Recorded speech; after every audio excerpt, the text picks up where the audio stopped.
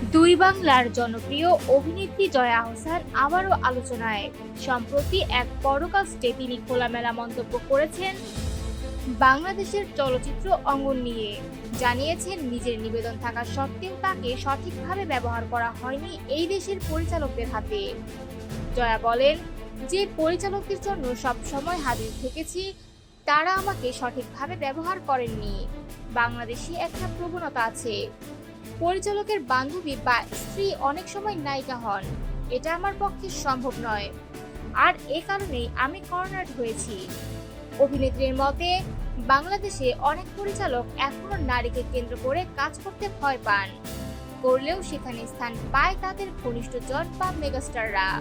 অথচ একজন পিওর আর্টিস্টের উপর বাজি ধরার মানসিকতা অনেকের নেই।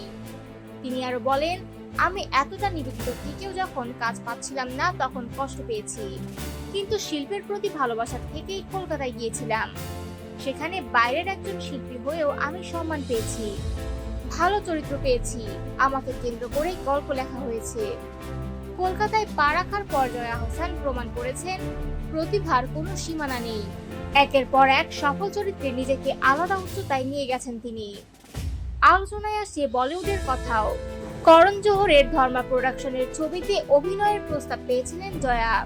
ছবির নাম রকি और রানী কি প্রেম কাহানি, কিন্তু কিছু জটিলতার কারণে সেই সুযোগ হাতছাড়া হয় তার। তবে এখনো থেমে নেই জয়া আহসান। সম্প্রতি তাকে দেখা গেছে বাংলাদেশ ইরান যৌথ প্রযোজনার সিনেমা ফেরেশতাতে। ইরানি পরিচালক মুর্তজা অতাশের এই ছবিতে জয়াকে দেখা গেছে এক গভীর মানবিক চরিত্রে।